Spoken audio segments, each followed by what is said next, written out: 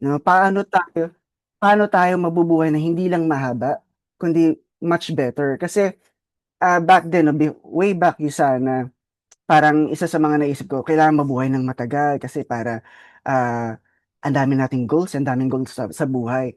Pero I realized din na hindi enough yung mabubuhay tayo ng matagal eh. Kasi marami sa atin nabubuhay ng matagal, pero at the same time, nabubuhay tayo ng matagal na may mga medications na may mga certain diseases na. So, yung quality of life, 'di ba, hindi rin gano'n kaganda. Pero what if we can live longer but also better? So, 'yan yung isa sa mga share ko. Nakikita ba yung screen, yung slides? Let me know kung medyo malabo siya. So, teka, share present. Okay, 'yan. So finish strong 2025, build strength, burn fat, and live active with Usana. So, second question ko dito sa Zoom natin ngayon. How many of you feel like you're doing everything right, but still parang pakiramdam nyo, hindi nyo pa rin nakikita yung result? Meron ba dito nun? Kasi ganito rin pakiramdam ko every now and then na parang nagwo-workout naman ako. I try my best to eat right, pero ba't parang hindi pa rin bumababa yung body fat percentage ko? Bakit parang hindi pa rin magkasya yung pantalon ko? So marami sa atin, 'di ba, may ganung problema na parang taon-taon na lang ganito. Problema ko ng negosyo, problema ko na ang savings, problema ko pa yung katawan ko, 'di ba? So let's play a game, 'di ba? Kasi itong question na 'to, isa 'to sa mga sasagutin natin ngayon. Pero before that, habang may mga pumapasok pa, maglaro muna tayo, no? Quick game lang naman 'to, okay? So, ang game natin is myth versus fact. May mga statement akong ipapakita sa screen, and then you determine, I'll give you 5 to 10 seconds to determine kung sa tingin niyo, is this a myth or is this a fact? Okay? Ready? So, first statement. Lifting weights. Lifting weights makes women look bulky. Oh, every now and then, I hear from my friends, may nagko-comment sa kanila na, "Huwag kang magbuhat. Kababae mong tao, nagbubuhat ka ng mabigat. Magiging brusko ka, masyado kang lalaki." So, sa tingin niyo, is this a myth or is this a fact? Kasi actually, lifting weights, when it comes to lifting weights, especially for women, you know, women don't produce enough testosterone to grow yung muscles nila tulad sa mga lalaki. So lifting weights actually can help not just men but also women get leaner, stronger, at mas maging toned yung muscle. And actually, for some people, especially mga athletes, to get that level of physique, no, tulad nila Heidelin Diaz, diba? Kita niyo si Heidelin Diaz, no? Medyo ang laki ng katawan, muscle. To get that level of physique, parang, at sabi nga doon, di ba, parang 10 years, at least 10 years ang ginugol niya, di ba, for that kind of training. So, para sa ating nasa general population, kung mag-uumpisa pa lang tayo tomorrow na magbuhat, definitely hindi natin basta-basta ma-achieve yung ganung level of physique. Ako, I've been lifting for 3 years. I've been doing CrossFit, weightlifting, pero hindi hanggang ngayon hindi ko pa ma-achieve yung ganung level. So, maraming factors involved to achieve that level of physique. Pero for general population, lifting weights, generally, it's really safe, it's really healthy, at malaking tulong when it comes to our general health. Next statement. Okay. More sweat means you burn more fat. The more kang pagpawisan, ibig sabihin, the more fat ang nawawala sa'yo. Is this a myth or is it a fact? Kasi ako, kahit di ako nag-workout, pawisin ako. Naalala ko, napasok pa ako sa school. Nag-jeep ako nung sa school, nag-jeep ako nung sa work. Ako po lang ako, ay pawis na pawis na ako. 'Di ba? Imagine kung gaano ka-humid sa Maynila, even sa buong Pilipinas. Pero actually, when it comes to this statement, no, it's actually myth. Kasi sweat is just your body cooling itself down. Yun yung parang response ng katawan natin para bumaba yung core body temperature natin. Pero it doesn't mean na kahit nakaupo tayo, pinagpapawisan tayo, nagbe-burn na tayo ng fat nun. So, you can sweat a lot without burning many calories, and you can even burn fat even with minimal sweating. So, hindi basihan ang tagaktak na pawis sa amount fat na pwede natin i-burn. Unless you're doing a high intensity exercise, 'di ba? Tapos talagang pinagpapawisan ka ng bonggang-bongga. Ayan. Third statement, carbohydrates. Carbohydrates makes you fat. Narinig niyo na ba 'to na hindi ako kakain ng rice. Nakakataba ang rice. So, di ako kakain ng carbohydrates, no? Ano lang ako, gulay lang ako, saka chicken, isda, protein lang. Ba, narinig niyo na ba 'to? Meat pala. Oh, so carbohydrates don't cause fat gain. Ang nagko-cause ng fat gain is eating more calories than your body needs. Ibig sabihin, mas marami tayong kinakain kesa dun sa bina-burn natin na calories. So, carbohydrates can be part of a healthy diet. Actually, carbohydrates is important provided you eat the healthy kind of carbohydrates. So, it's the excess calories that not the carbohydrates itself that leads to weight gain. Ayan. Next statement, ito. Alam ko halos lahat tayo dito sa Zoom ay guilty dito, 'di ba? Poor sleep affects your hunger, recovery, and fat loss. 'Di ba? Sino dito yung nakaka-five sets of meal a day? Merong almusal, tanghalian, hapunan number 2, hapunan number 3. So, when it comes to our sleep, 'di ba? It's a fact that lack of sleep disrupts yung hormone natin. It increases yung hunger hormones natin. It lowered down our recovery hormones. So, pwedeng workout tayo ng workout, pero 3 hours lang, 4 hours lang sleep. So, nakakaapekto to sa ating metabolism, sa pag-release ng growth hormones natin, and even yung hunger hormones natin. So, ito ngayon yung agenda natin, no, for this webinar. Number 1, paano makakatulong yung pag-build ng muscle para mas mag-burn tayo ng fat? Kasi 'di ba parang every year, with USANA Philippines meron tayong 28-day fat loss challenge, 'di ba? So, ito yung isa sa mga key aspects of losing those fats, no, building that muscle. Second question is, what nutrition and lifestyle habits yung makakatulong sa atin to get better result? And lastly, how can high quality supplementation support yung active saka healthy lifestyle natin? Okay? So, para dun sa mga bagong pasok sa Zoom room, again, my name is Bon, and I was overfed, yet undernourished. Yung mahilig ako kumain eh. Hanggang ngayon, mahilig pa rin ako kumain. Pero napapansin ko noon, kain ako ng kain, pero hindi ko pala nakukuha yung enough nutrients from those foods kasi hindi pala hindi pala maganda yung mga quality ng pagkain na kinakain ko. And I was inactive, stressed out, comfortable, pero weak. And who am I now? I am currently, thankfully, thank you for Yusana, thank you for all of the knowledge and experiences na nakuha namin. Kasi right now, me and my wife were well-fed, we're well-nourished, super active, stress pa rin, pero at least super active, thriving, and resilient. And this is who I want, not just want pala, this is who I plan to be. We plan to be to live longer, healthier, free from any degenerative diseases.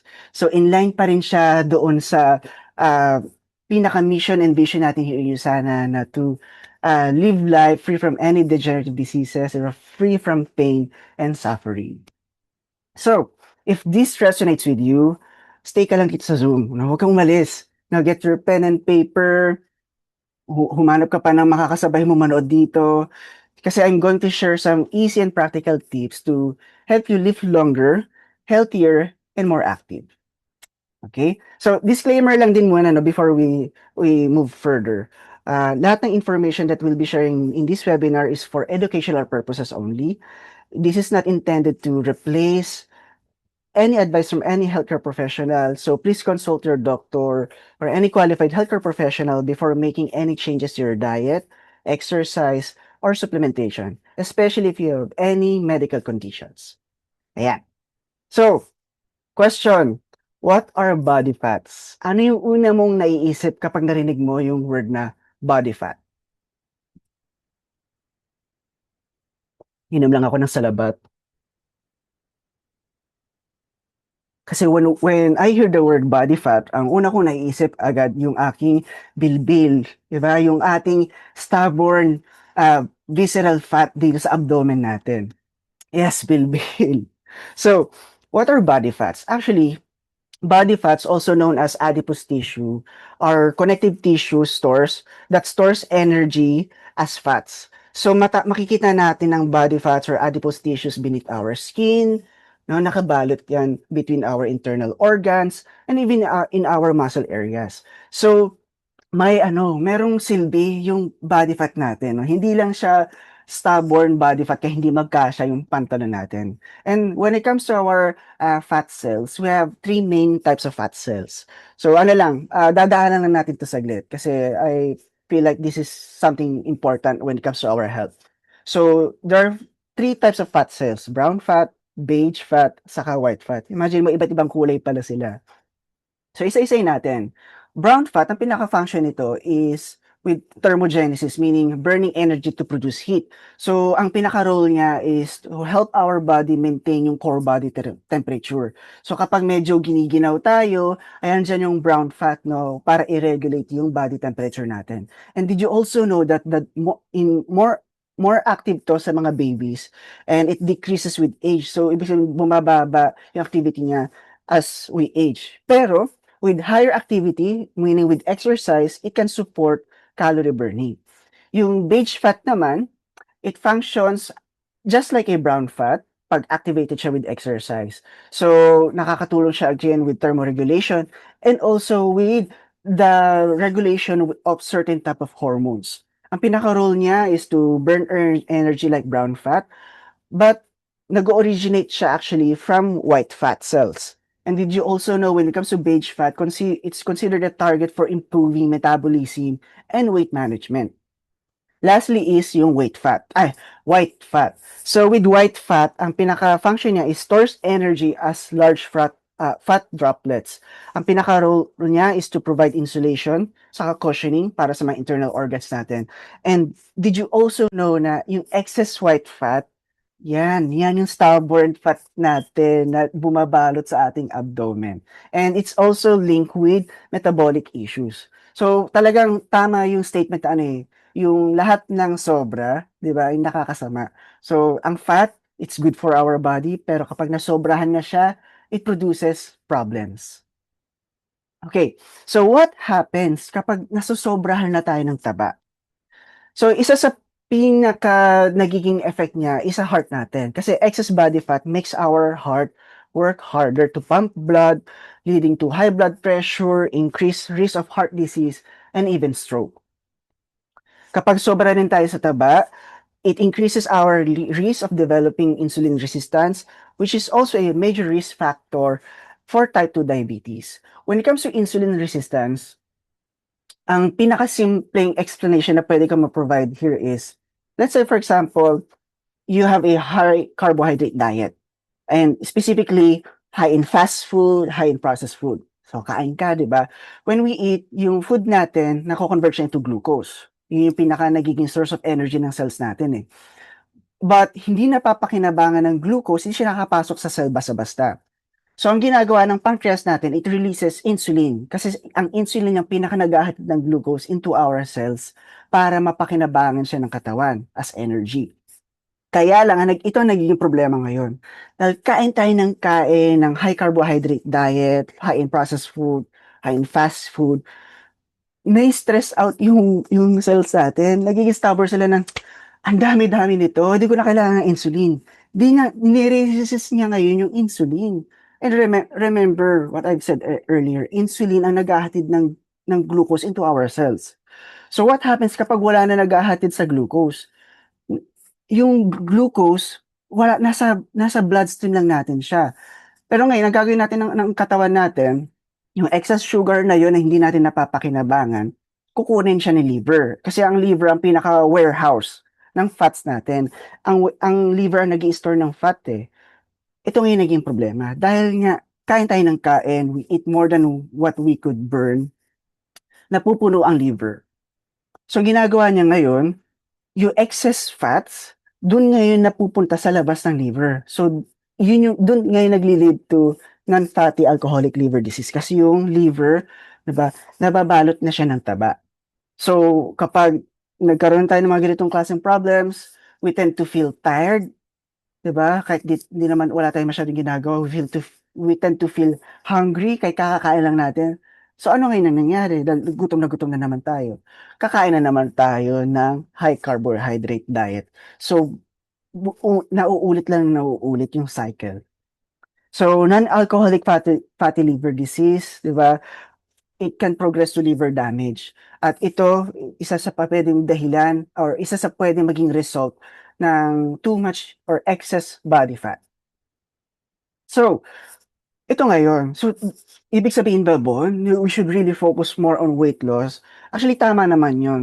Kaya lang ito ang nagiging problema kasi focusing solely on weight loss can make us forget yung importance also ng building muscle. Pero what are muscles? Ano yung naiisip niyo when we say muscle? Is it yung, ay malalaking bicep, 'di ba, yung katawan ni Arnold Schwarzenegger, 'di ba? So, ang muscle kasi, it's actually, some experts say, 'di ba, muscle is the organ of longevity. So, pero bukod doon, when it comes to physiology, muscles are soft tissues in our body. Ito yung bumabalot within our skin, dahil bumabalot sa ating mga bones. Kasi muscle gives us the ability to contract, produce movement. Yan po ang dahilan kung bakit nakakagalaw tayo. Pag walang muscle, if we're just skin and bones, lanto tayo, hindi tayo, we're not able to move. Kasi walang magpapagalaw sa atin. Muscle ang gumagawa nun. And actually, our heart, it's a muscle. So, essential siya sa pag-move ng limbs natin. Essential din siya sa pag-pump ng blood throughout our body. So, what happens kapag weak ang muscles natin? So, actually, minsan maririnig niyo na, "Ano ba 'yan, buto't balat ka, wala kang ka-muscle-muscle." Actually, ang mas correct statement is masyadong manipis or masyadong weak ang muscles natin. So, ano ba nangyari 'pag weak ang muscles? Number one, it increases our risk of injury. Especially for our, for elderly people, sa mga lolo't lola natin, mataas ang risk natin na or mataas ang risk nila na matapilok or mahulog. At when, geriatric patients or geriatric or elderly people, 'pag nahulog sila, when they get fractured, bumababa rin yung quality of life, 'di ba? Nagde-degrade din yung, health ng mga matatanda. Bukod doon, imagine 'di ba, kapag sobrang taba, risk ka for type 2 diabetes. Kapag weak ang muscle, at risk pa rin for type 2 diabetes. Weak muscles also slower down yung metabolism. It also reduces yung strength saka endurance natin. So, how does building muscle help you burn more fat effectively? Number one, higher resting calorie burn. The more muscle you have, the more calories your body burns even at rest, even when you're not exercising. So imagine this, kung nag-workout ka kanina, galing kang gym kanina, ngayon nakikinig ka, kahit na nakikinig ka lang ngayon dito sa Zoom, nagbe-burn ka pa rin ng fat, nagbe-burn ka pa rin ng calories. So yan ang isa sa mga naging key takeaways ko when I studied about yung importance ng building muscle for our health. Second, better workout efficiency. Stronger muscles allows you to train harder and longer, which also burns more calories. So makakatulong siya the more that we work out our muscle, the more that we build our muscle, mapapansin nyo, mas tumatagal ka sa mga workout. Mas actually, mapapansin nyo rin na hindi kayo agad-agad na mapapagod. Especially in activities of daily living, yung pagbubuhat ng grocery, mas dumadali. Yung pagbubuhat ng mga babies natin, mas dumadali siya as we build yung muscles natin. Hormonal benefits, no? The stronger muscles we have with strength training and muscle growth, nakakatulong din siya ma-improve yung insulin sensitivity natin, and it also helps release yung fat burning hormones natin. So, nabanggit niyo ko na kanina yung strength training, pero what is strength training? So, strength training is also known as resistance training or weight training. So, it involves performance of physical exercise that are designed to improve our strength and endurance. So when we say strength training, it doesn't just involve lifting weights, diba? Lifting those barbells. Even body weight exercises like push-up, squats, considered na siya as strength training. Pero tanda na ako, eh. Ano na ako diyan, pasintabi po sa mga mas may edad sa'kin. Kasi ito yung mga common ko rin naririnig, when I talk about these topics na ano na ako, eh, graduate na ako diyan, 'di ko na kailangan 'yan. Pero actually, as we age, 'no, habang tumatanda tayo, mas tumataas yung importance na mag-strength training tayo overdoing cardio exercises or aerobic exercises. Kasi when it comes to our muscle, banggit ko lang 'no, pansinin niyo yung mga lola't lola natin habang tumatanda, kumukuba. 'Di ba yung tipong dati ano siya, ganito, tapos habang tumatanda parang nagiging 90-degree angle na yung spine. It's because humihina yung muscle. No, kapag humihina yung muscle natin, nababawasan yung ability ng katawan natin na suportahan yung bones natin. So, hindi yes, puwedeng nagkakaroon ng curvature sa bones, pero again, it's because of the weak muscle. So, building that muscle will help us na maiwasan na mangyari sa atin yun. Kaya may mga makikita kayo online sa social media na, 'di ba, 60 years old, 80 years old, pero nagbubuhat pa rin. Meron akong nakita 90 years old, nakakapag-Spartan race pa rin siya. So, it's because they were able to train those muscle. And wala pong pinipiling edad ang strength training.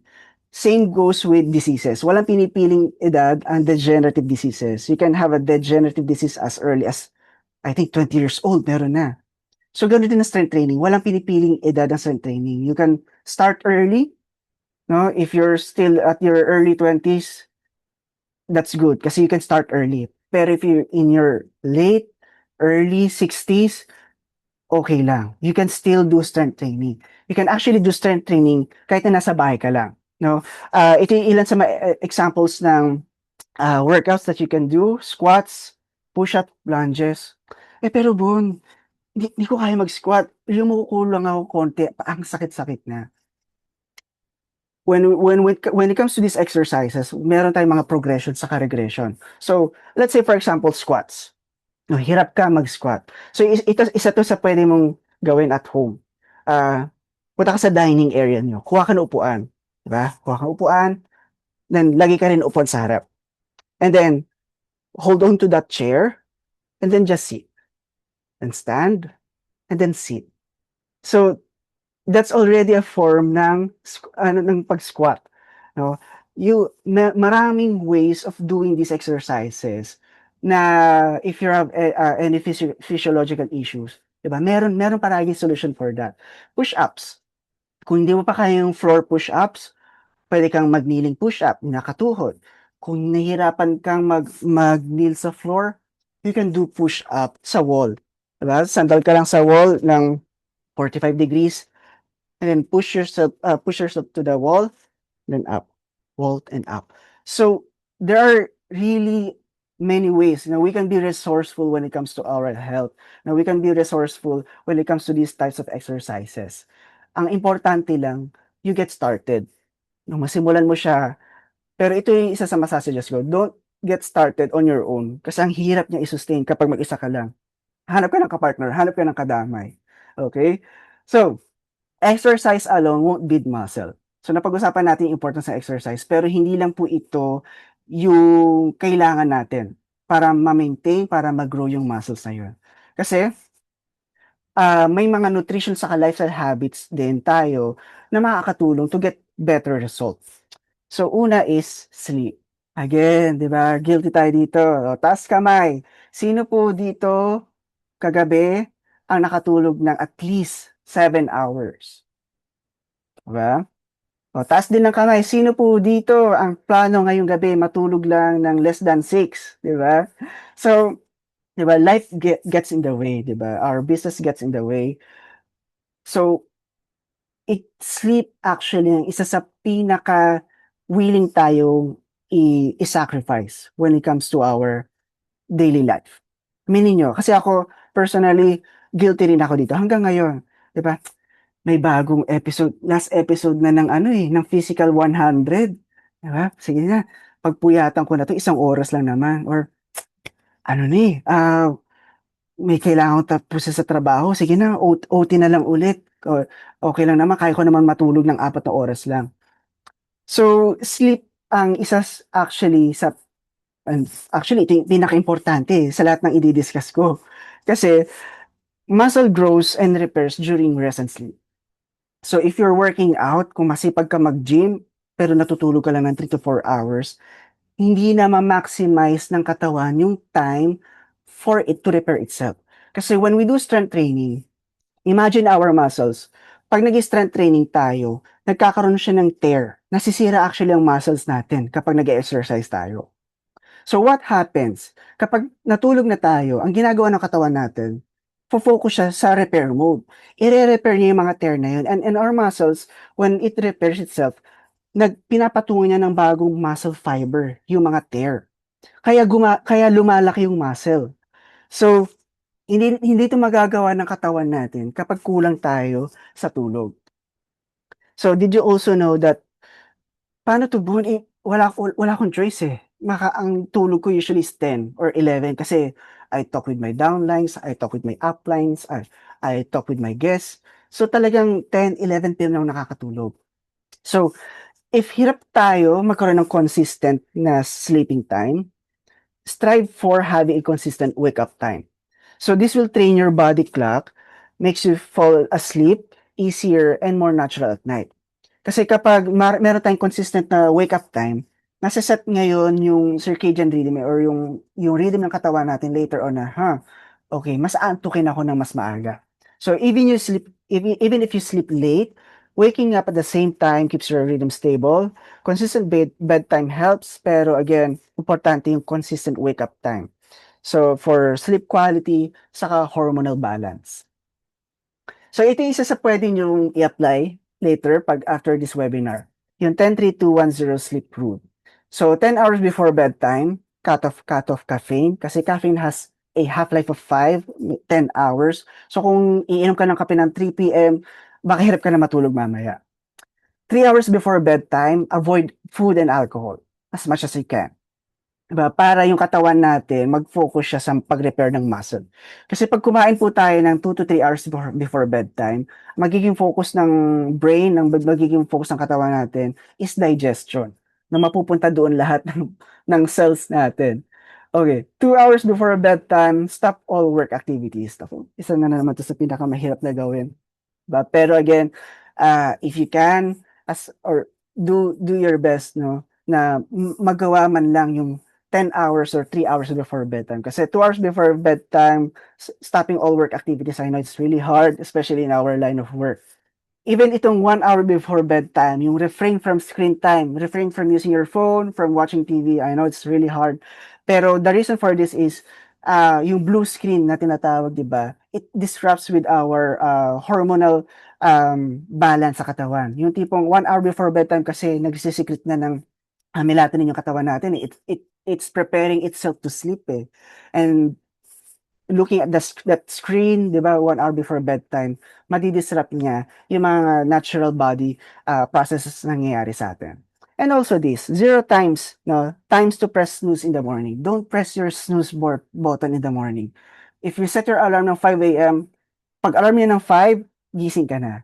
Kasi what happens is kapag nagising na tayo, yung katawan natin, ipe-prepare naman niya yung sarili niya na maging active for that day. So what happens kapag nagising tayo ng 5, 10 minutes pa, tutulog pa ako ulit.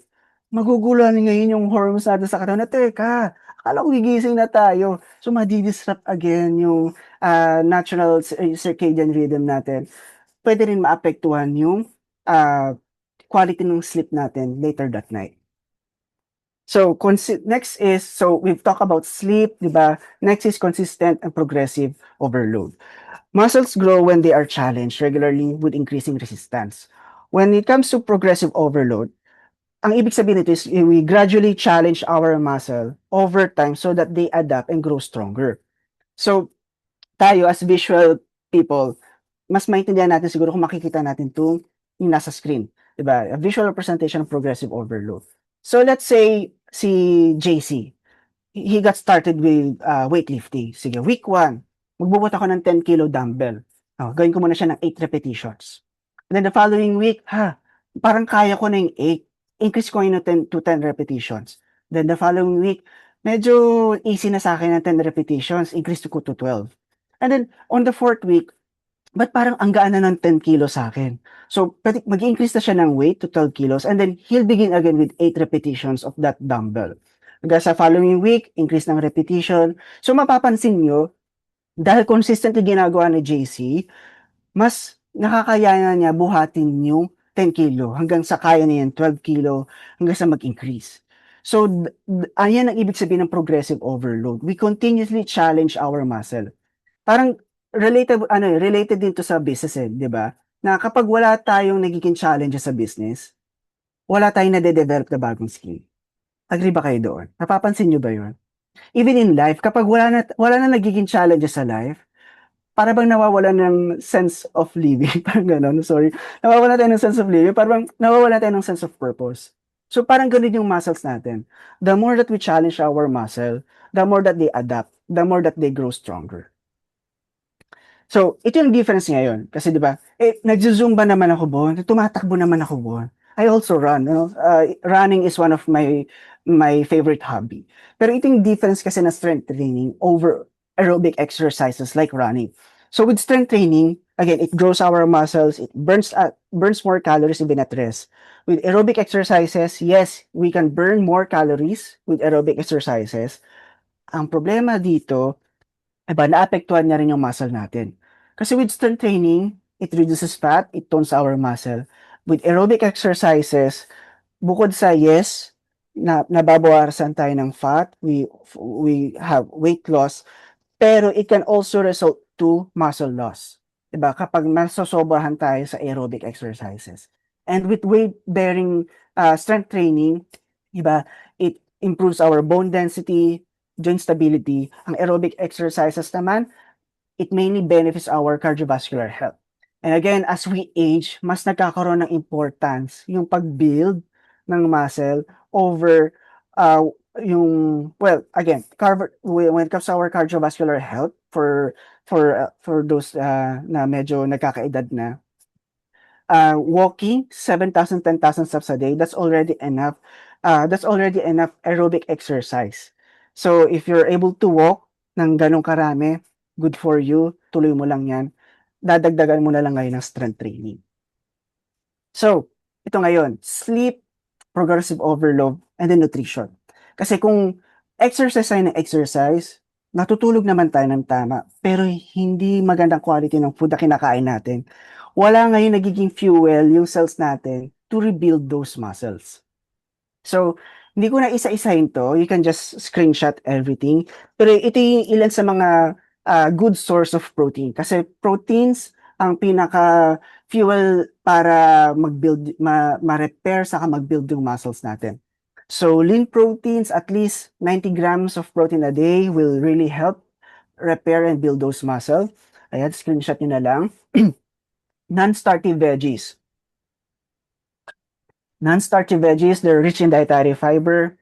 Makakatulong po yan para ma-reduce yung likelihood ng overeating, saka makontrol yung appetite. Healthy fats. So, when it comes to fats, di ba, we have what we call yung healthy fats sa diet natin. So, hindi po ito yung chicharon, okay? Hindi po siya kasama sa healthy fat. Masarap po ang chicharon, pero kainin natin minimally, di ba? Pero when it comes to healthy fats, ang ilan sa mga examples niyan is salmon, avocado. Sa Pilipinas, ang avocado po, di ba, ginagawa natin dessert, nilalagyan natin asukal or gatas. Pero dito ho, ang avocado, it's considered as a parang vegetable. Considered po siya na appetizer. And I would really suggest na you treat avocado as an appetizer or as a gulay. So kahit sa Pilipinas pa lang po, a slice of avocado, sinasama ko po yun palagi sa aking meal kasi it's a healthy source of fat. Makakatulong po ito to make you feel fuller longer and also will aid you with weight management. healthy carbohydrates. Again, there are bad carbohydrates and there are also carbohydrates that our body enjoys. No, non-starchy vegetables are considered carbohydrates. Fruits, sweet potatoes, quinoa. Um, Instead of eating rice, quinoa na po yung kinakain namin ngayon. Quinoa is a seed. It's really good for your gut because it's high in fiber. So I really suggest that. Yan. So ito'y ilan sa mga ginawa namin na ngayon 'no, nakita namin that nakakatulong siya to sustain our diet. And you can actually try this at home. Plate method and tracking your intake. So with plate method, imagine your plate, hatiin mo siya into three. Half of your plate should be filled with vegetables, one-fourth should be filled with protein, and then one-fourth should be filled with starch. So your choice of starch na lang.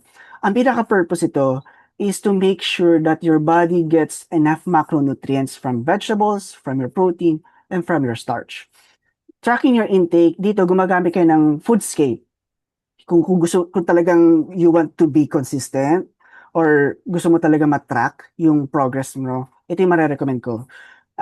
Using a food scale and an app on your phone to monitor your macros accurately. So, ito yung isang example ng plate method. Yan, 1/4 of my plate has quinoa in it. 1/4 has, ano ba to? Roasted chicken with 2 eggs. And then, hindi lang po halata pero half of the plate is filled with vegetables.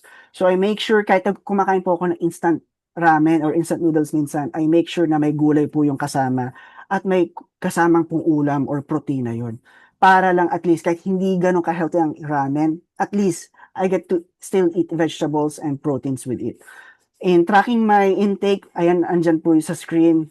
I use a food scale and I use a app to monitor yung intake ko. And when it comes to app, libre lang po yun. You can just download an app sa Play Store that will help you monitor yung food intake mo. Okay? So, dito na tayo sa last part ng ating discussion. So far, nakakasunod pa po ba? Kaya pa ba? Kaya hindi pa ba inaantok? Okay? So, pag-usapan natin ng muscle, 'di ba? Importance of building muscle, sleep, nutrition. Now, how can high quality supplements support yung active saka healthy lifestyle natin? So, for me, supplementation is important kasi it fills in nutritional gaps. 'Di ba? It supports our energy and performance, it enhances our recovery, and it supports yung immune saka overall health natin.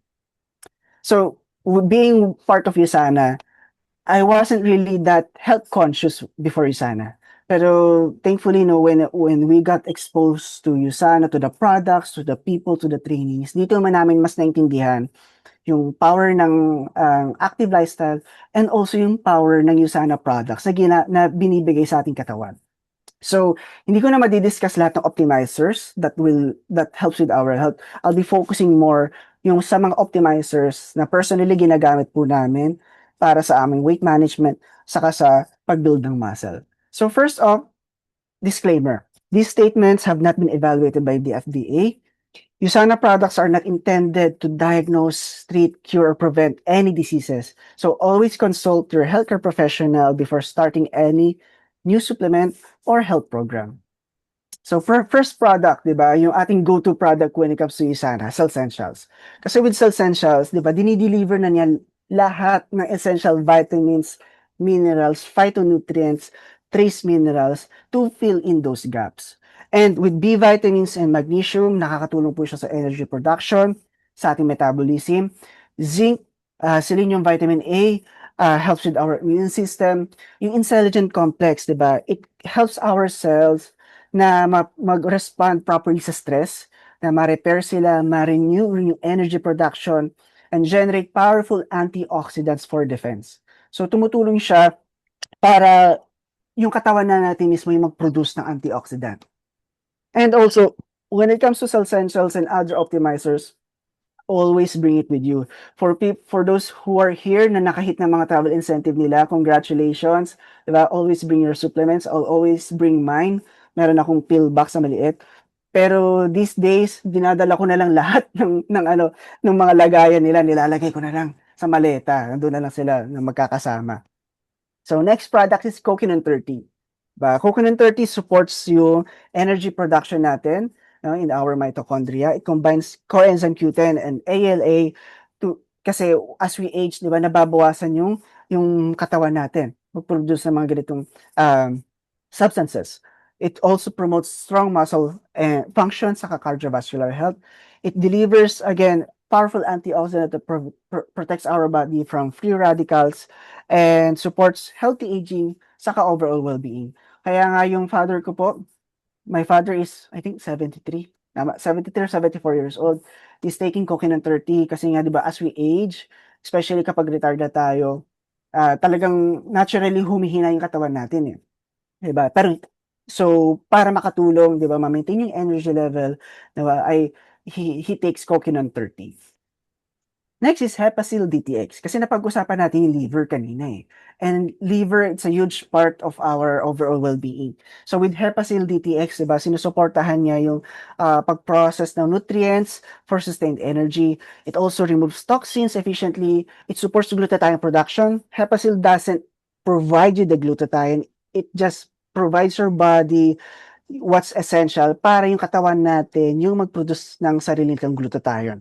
So it also helps neutralize yung free radicals, reducing oxidative stress. Kasi when we work out, when we exercise, we put stress in our body. Diba? Nadadamage ang cells natin. So nakakatulong yung Hepacil, diba? Para ma-reduce yung oxidative stress and masuportahan yung recovery natin. It also improves fat metabolism, nutrient utilization, and again, a healthy liver aids in performance, recovery, saka long-term health. Next is Active Plus or what we call Metabolism Plus here in the US. So with Active Plus, nakakatulong siya sa pag-breakdown ng fat into energy. It also maintains a healthy resting metabolic rate so you can burn more calories naturally. Tapos, supports blood sugar balance. It can help with your cravings and energy stability. And it also supports sustained energy throughout the day. Kasi diba may caffeine siya na content. So with Active Plus, I think nasa label naman 'to na avoid, taking it after 7 PM. Kasi puwede baka maka-disrupt siya sa pagtulog. Magnical D. So with Magnical D dito sa US kasama siya sa health pack. So kaya yun ang tini-take namin yung health pack kasi may essentials siya saka Magnical D.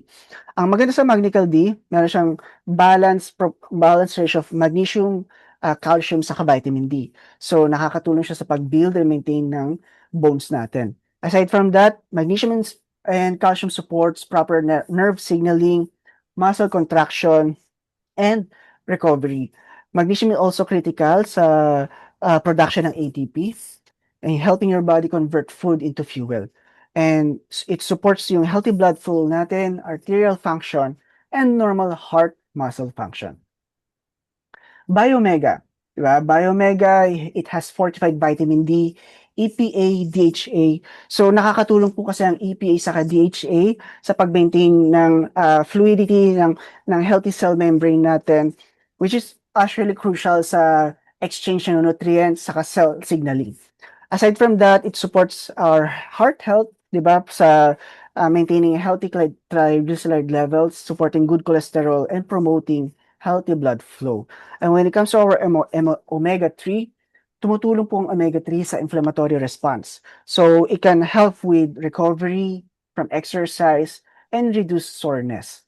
So it's made from small fishes, diba? That is molecular distilled. So when we did our factory tour sa Utah, pinakita po doon no, kung paano pinaprocess, diba? Paano yung molecular distillation to remove contaminants or yung mga heavy metals na tinatawag. Next is Procosa. Ito po, second from Cellsentials, ito po masasabi kong favorite product ko. So with Procosa, it contains vegetarian glucosamine that helps with maintaining our healthy cartilages saka joints. It has Meriva curcumin that helps modulate yung body's normal inflammatory response post-workout. Glucosamine supports from production ng hyaluronic acid for joint lubrication saka collagen. And it has, with curcumin saka vitamin C, tumutulong po ito for cellular antioxidant defense, preserving joint cells from oxidative stress. So, kaya big deal po sa akin ng Procosa kasi one of our hobbies here is doing Spartan races. And isa sa ginagawa namin is what we call a trifecta race, meaning we do 3 races in 2 days. So Saturday, we did a 21-kilometer race with 30 obstacles. The following day, morning, 10-kilometer race with 25 obstacles. And then later in the afternoon, we did a 5-kilometer race with 20 obstacles. So imagine, bugbog na bugbog yung katawan namin. So after nung race namin nung Sabado, talagang ang sakit ng tuhod ko. So being part of USANA Spartan team, so lahat po kami sa team USANA product users. So sabi ng team captain namin, inom ka ng Procosa. So that's what I did. Uminom po ako ng Procosa. Actually, 2 tablet ang ininom ko, way more than dun sa recommended na nasa label. But anyway, feeling ko maraming gumagawa nun dito. So 2 tablets of Procosa, tulog ako kinabukasan, my knees feel great. Hindi na siya sumasakit. Ready na ulit ako mag-race. So, yun yung isa sa mga nakita kong nakatulong sa akin when it comes to Procosa. So, if ever you also do high intensity workouts, you do Spartan races, you do running, malaking tulong po ang Procosa para sa joint health natin. So Nutrimil Plus or what we call Nutrimil Active here in the US. So ito yung balanced meal replacement natin na kung hirap kang makaisip ng kakainin for the day, isa po ito sa mare-recommend natin. Kasi with Nutrimil Plus, meron siyang 230 to 240 calories, 50 to 18 grams of protein, 32 grams of carbs, and may healthy serving pa siya ng fat. It also contains fiber, about 8 grams of fiber that will help you feel satiated and also will help with your gut health. So it uses isolated soy protein na makakatulong sa muscle maintenance saka recovery. Kasi again, protein ang tumutulong po para ma-build, para ma-repair po yung muscles natin. And since Nutrimilk Plus is low glycemic, 'di ba? Makakatulong din siya para ma-maintain stable yung energy natin throughout the day. Yan. So personally, pag gumagamit po ako ng Nutrimilk Plus, nabo-bored ako 'pag iniinom ko lang siya, parang nauumay ako agad. So, minsan hinahaluan ko siya ng fruits, minsan ginagawa ko siyang part ng champorado. So, ang ginagamit ko po sa champorado, oats, wag po yung instant oats ha. Yung if you're going to eat oats, mare-recommend ko po yung Quaker Oats, yung pwede mong initin with water. So, mas okay po yan. So, yan po yung ginagamit ko, Nutrimilk Plus with oats. Nakagawa po ako ng champorado. Next is Fiber G. So, Fiber G, I'm not sure kung gaano ka-popular po ito sa Pilipinas, pero masasabi ko na if you're with you sana, 'di ba, isama niyo po 'to sa diet niyo, especially kapag hindi niyo nakakain yung hindi kayo nakakain masyado ng fiber-rich foods. Kasi with Fiber G, it combines soluble saka insoluble fiber to help move food smoothly through your digestive system. Soluble fiber also slows down digestion, which supports stable glucose level. Fiber can also bind with LDL, yung bad cholesterol, helping our body eliminate and promote a healthier lipid profile. So with 9 grams of fiber per serving, only 15 calories, pwede niyo po siya ihalo kahit saan. Ako, I mix it with my Nutrimil. I also drink whey protein, hinahalo ko doon. Yesterday I drank coffee, hinalo ko rin po din yung Fiber G.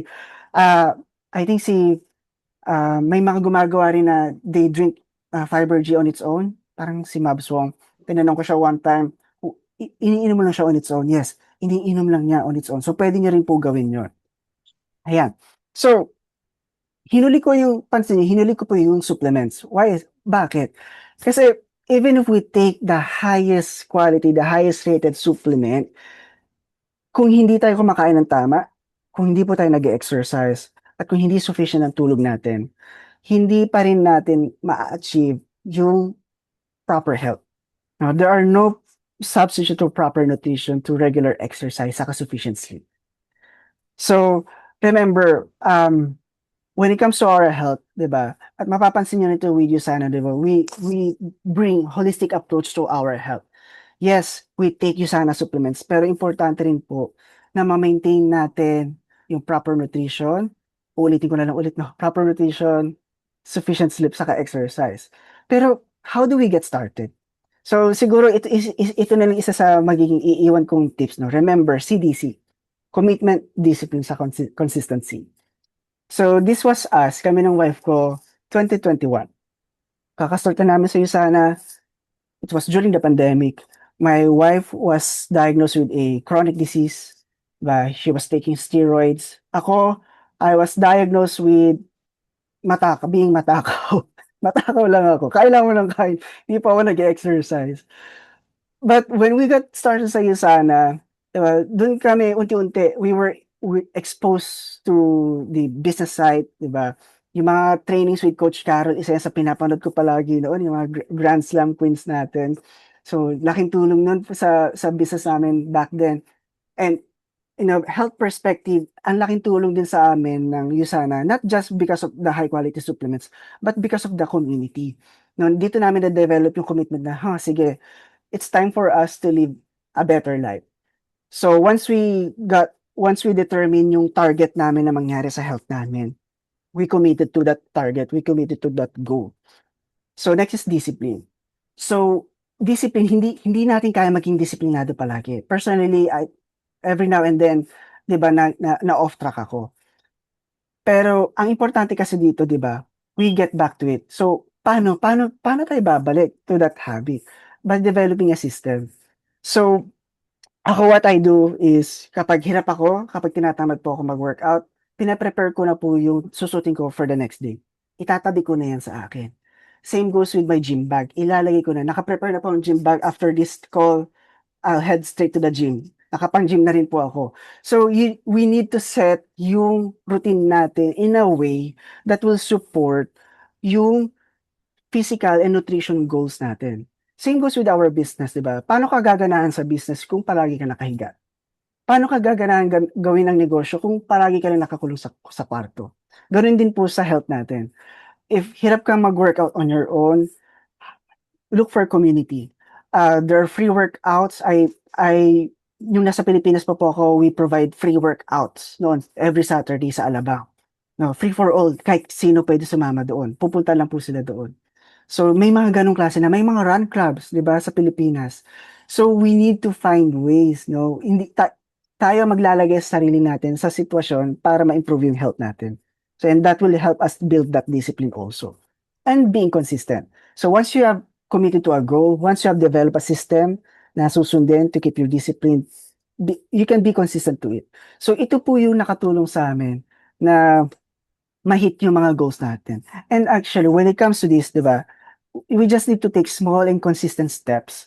Kasi taking those small and consistent steps will help us lead to significant improvements. So this is me and my wife when we did our trifecta race, no, yung 3 races sa 2 weekends. We're also part ng USANA Spartan team here in the US kasi USANA is before is the official supplement ng Spartan race. Pero kahit na natapos na yung contract nila, USANA Spartan team here in the US stayed. Diba? Makikita niyo po dito sa upper left corner, all of those people, their associates, preferred customers, even guests, no, non-USANA users na part ng USANA Spartan team. So, USANA is not just a business for us. It's a lifestyle para dito sa amin, sa community namin dito. And yun din yung gusto namin ma-impart, no, sa mga guests namin, sa ibang tao na hindi pa aware sa USANA, na it's not just about the supplements, it's the lifestyle. So surround yourself with like-minded people. No, again, if hirap kang mag-start ng workout on your own, ako hindi ko rin po masasuggest yun na mag-start ka on your own. Find a partner. Find an accountability partner. Kung hindi ka po makaharap sa bahay, definitely marami pong people outside, maraming communities, again, run groups, workout communities na makakatulong. At wala pong pinipiling edad yun. Diba? You can start early as 20s. If you're in your early or late 60s, it's not too late to get started. So the point is, sabi nga ni Dr. Mark Hyman, the point is not to live longer, but to live better. Not just to add more years to your life, but to add more life to your years. So thank you again. Thank you for being here, for listening to our webinar. Thank you sa team nila Coach Carol, nila Coach Lee, Coach Maymay. Your team is really organized, when it comes to this webinar. Imagine, sinet po natin to, Coach Carol, parang months before, di ba? So I do commend medyo na-starstruck pa nga ako na nag-message sa'kin si Coach Carol kasi again, isa si Coach Carol sa naging ano namin, naging, business mentors namin. Hindi nila alam yon pero isa sila sa naging, influence sa amin 'no, para gawin 'tong business to stay here in USANA, to thrive here in USANA. So again, thank you for being here. Let's stay in touch. You can add me sa Facebook, you can follow me sa Instagram, and also my wife is also a certified nutrition coach and a weight loss specialist, certified under NASM. So if you have any questions regarding women's fitness, you can message her at Facebook or at Instagram at Transform with Anne. Thank you so much, Coach Von. Grabe, ang dami nating natutunan tonight. Very practical, very doable, at saka talagang life-changing siya, 'di ba? From sobrang ibang-iba yung transformation na nangyari from 2021 with Coach Bon, tsaka yung wife niya, na ngayon na sobrang fit and healthy na talaga sila, 'di ba? So, it's a reminder din 'to na talagang yung health is really a daily choice, right? And siyempre yung discipline grows na one habit at a time, hindi naman siya talaga mabilisan, 'di ba? So, and of course, mas maganda, mas nagiging strong tayo kapag we are growing together tsaka kapag may kasama nga tayo. Katulad ni Coach Bon na ang kasama niya is yung wife, 'di ba? Ayan. So, are open po sa few more questions. If meron po kayong mga questions po kay Coach Bon, you can type in po sa ating chat box. Yan. Pero since while you are still um typing your question, so may question ako kay Coach Bon. Kasi ako po, nagiging consistent naman ako dati. um, Hindi po sa pag-exercise kasi, 'di ba, minsan kasi 'pag hindi ka busy, tapos halimbawa medyo stress ka, parang gusto mo i-release mo siya sa pag-e-exercise, gano'n po kasi ako. Pero may times din naman po na kapag sobrang busy talaga, nakakalimutan po talaga na mag-exercise. So, ano niyo pong ma-a-advice niyo sa'kin when it comes to that? Tsaka ano po 'yun, tsaka coach ano po, 'pag po how do you stay motivated po yung if halimbawa kasi for sure meron din po kayong days na ayaw niyo pong mag-workout, tama po ba ako? 'Yun, so how do you stay motivated po para and of course to eat healthy din? 'Yun lang po yung aking question. Relate na relate ako, especially yung how do you stay motivated. Actually, mahirap maging motivated always. Even in our business, 'di ba? Naririnig natin yan, you can't be motivated always. You can't even be disciplined always. Sabi ko nabanggit ko nga kanina. Ang personally, siguro kwento ko na rin. So, when I got here sa US, parang nasira yung routine ko eh. Kasi usually I work out sa Pilipinas ng as early as 4:30 AM before mag-work. I do that kasi para wala na akong maging excuse later on na busy ako sa work, bukas ako mag-workout. So since nagawa ko na siya ng early morning, parang bago maging busy ang lahat, bago ako kumausap ng tao, bago ako tingnan ng phone ko, nakapag-exercise na ako. Hindi ko na siya iisipin later on. So siguro, yung isa sa ano, masasabi ko na if talagang life gets in the way, that's really normal, especially if you have a family, 'di ba?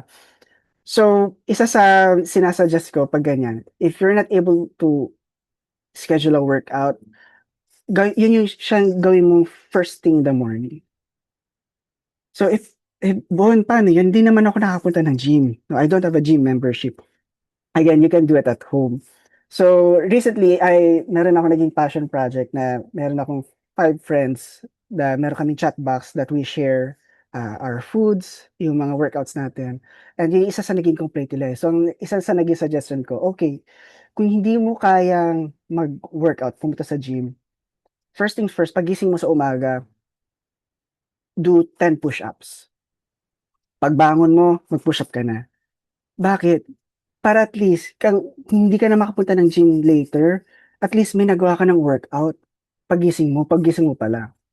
So, yun yung isa masa-suggest ko, no, siyang unahin mo paggising mo, bago ang asakusin ng family mo, after you've done your morning prayers or your morning meditation, choose a workout. It can be a push-up, it can be squats.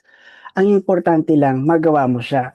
So, para sa akin ang parang pinaka-rational ko po kasi doon, it's not really about yung nakapag-workout, it's about building that habit.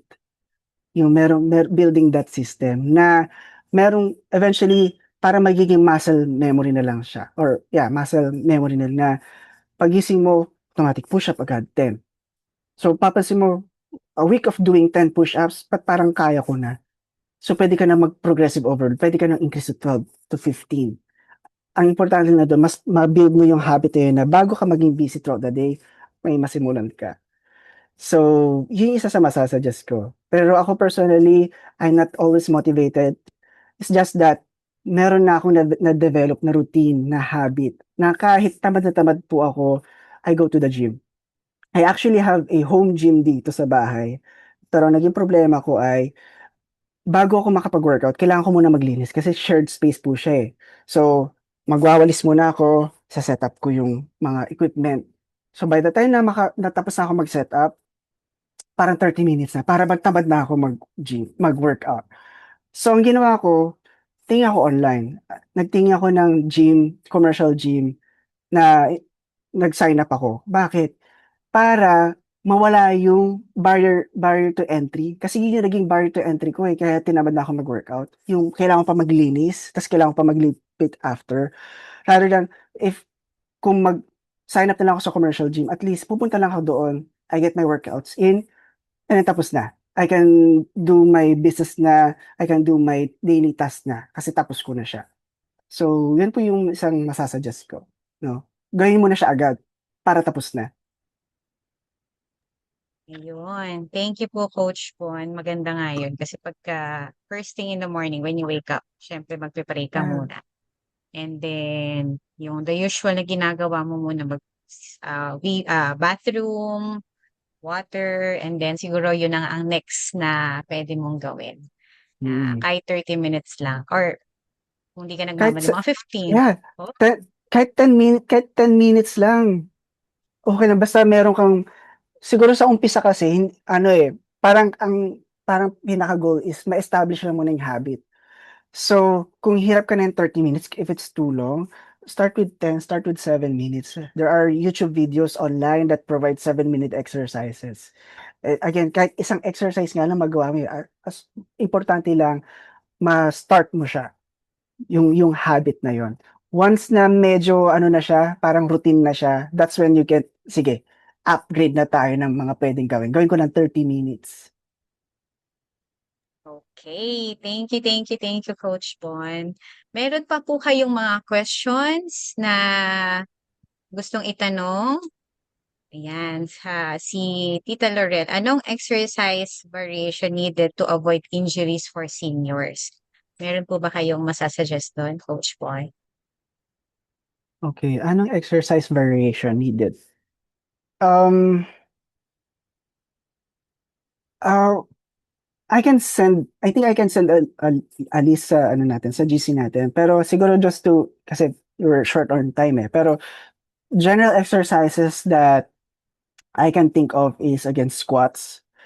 Bakit squats? Kasi ang squat, it's a natural body movement eh. When we sit and when we stand, imagine para kang nag-squat na yun eh.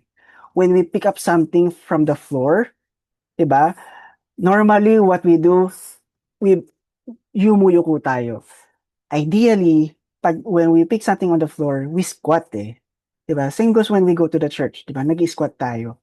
So, squat is isa sa mga nakikita kong an important exercise that promotes or supports yung activities of daily living natin. Aside from squat, uh, grip exercises. Kasi as we age, nababawasan po, again, humihina ang muscle natin. No? It weakens. So, isa sa nagiging problema po kasi as we age, di ba, we're more prone to falling. Not falling in love, falling to the ground. So, kapag mahina po ang grip natin, yun yung tendency, kasi ang body natin, di ba, kapag natapilok, meron siyang natural tendency to hold on to something. That's our body's way of saving ourselves, di ba? So kapag mahinang grip natin, hindi na yun nababawasan yung ability natin na or mas tumataas ang risk natin na mahulog.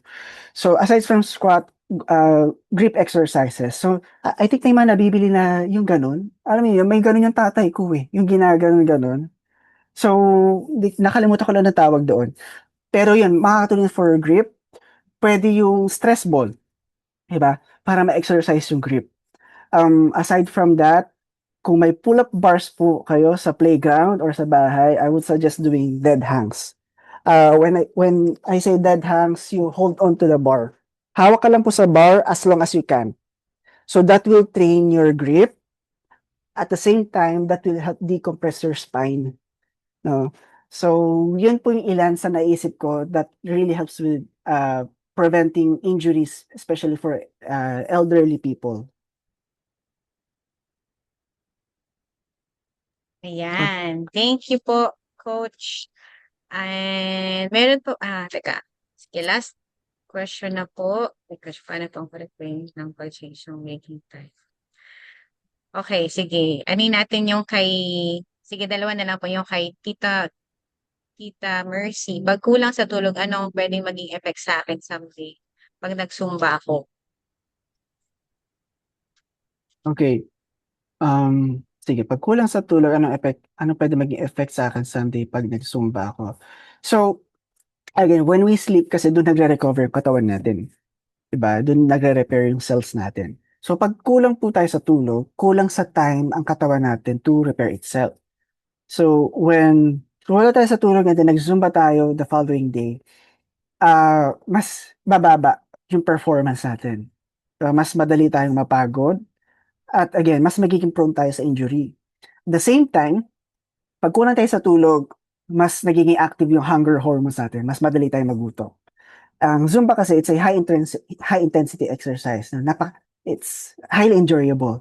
But at the same time, since it's high, it consumes a lot of energy from our body. So kapag na-deplete yung energy natin, anong resulta? Mas gugutumin din tayo. So imagine mo, gutom ka na dahil kulang sa tulog, gutom na dahil nag-exercise. So mas tataas din ang tendency natin na mag-give into our cravings. And ang cravings natin usually involves sugar, diba, highly processed food. So mas tataas din ang tendency na kumain tayo, masobrahan tayo sa kain. Kaya 'di ba, may mga people sometimes ask themselves, again, nagsusumba ako pero at the same time, parang hindi ako nababawasan ng timbang. It's because after Zumba, diretso Jollibee. Kasi nga gutom na gutom, 'di ba? Gutom hindi I'm nothing against Zumba po. It promotes exercise. Siguro masa-suggest ko lang ho, if kulang po sa tulog, um At if ever na magki-crave sa pagkain, you can follow yung plate method. So, we have this tendency kasi na kapag wala ang kanin, feeling natin hindi tayo mabubusog. Pero actually, once you realize na importante ang vegetables saka protein over yung carbohydrates, 1/4 lang ng plate niyo po yung carbohydrates, half po ay gulay, and then another 1/4 is protein. Once you do that, mapapansin nyo, hindi kayo gugutumin agad at busog kayo. Yung busog na hindi bloated. So, yun po siguro yung masasuggest ko kung hindi maiwasan na kulang sa tulog eh. Kung gusto niyo po talaga mag-Zumba, afterwards, for recovery, it's something that has half none is gulay, 1/4 is protein, and then 1/4 lang yung carbohydrates. Huwag po kayo magdo-double carbohydrate, okay? Ang ibig ko po sabihin ng double carbohydrate, yung, alam ko maraming guilty dito eh. Yung may kanin ka na, and then meron pang pansit or spaghetti. So, double carbs po yun. So, kung meron ka ng kanin, pili ka lang, kanin, pansit, o spaghetti. Wag niyo pong doblehin. Kasi, yes, carbohydrates will make you feel busog. Pero, it will also make you feel hungry earlier. So, 1/4 of your plate lang po, again, gusto ko nang bigyan ng emphasis yun eh. 1/4 lang po yung carbs. Half of your plate, vegetables. Your choice of vegetables. And then 1/4 your choice of protein. Thank you po. Last na lang po yung question ni Coach Robert. Paano po ang correct way ng pag-change ng waking time without compromising sleep quality? Example, change from 10 a.m. waking time to 8 a.m. waking time. Okay. That's actually a good question. Kasi problem ko rin yan habang nag-a-adjust dito. Um, so, isa sa natutunan ko ho, maganda raw kasi kapag nagigising tayo from natural light, yung meaning from sunlight, 'di ba? So if may tendency ka po na late na magising, so number one na ginagawa natin is to set an alarm, 'di ba? So instead of setting an alarm ng 10, set an alarm ng 8. Pero ang mare-recommend ko po is instead of setting an alarm ng 8 a.m., set it much earlier, like 7:50, ganyan. Tapos, kung may bintana po ang kwarto, bago matulog, alam ko masarap matulog ng nakasarado ang kurtina eh. Pero I really suggest also, buksan yung kurtina bago matulog. Bakit? Para, pagsikat po ng araw, pumasok yung natural light sa kwarto. So, ang katawan ho kasi natin, meron siyang ano eh, ang galing ng katawan natin eh. Kasi, once na naramdaman niya na may sunlight na nagtatouch sa katawan natin, it sends a signal sa katawan natin na, okay, may liwanag na. It's time for us to wake up. So, galing to sa mga ancestor natin. Kasi ancestor naman natin, wala po silang alarm clock. No? Nagbe-base sila sa sunrise saka sunset. So, yun po isa ko masasuggest. No? Open yung mga curtains nang sa ganun, pag sikat po ng araw, unti-unti mag-a-adjust yung katawan na gumising siya. Kung medyo high-tech, meron po akong ginagamit na um, Alexa-enabled na ilaw. Yung kakausapin mo lang si Alexa, magbubukas na siya. So, ang ginagawa ko po, if I normally wake up ng 5 a.m., sasabihan ko po yung, bumubulong lang ako kasi magre-respond yung Alexa. Bubulong lang ako na, Alexa, turn on my bedroom light at 4:50 a.m. So, pinapa-turn on ko siya na mas maaga. Nang sa ganun, bago pa mag-alarm yung phone ko, nagigising na ako dahil sa ilaw. Kasi late po sumisinag ang araw dito sa amin eh.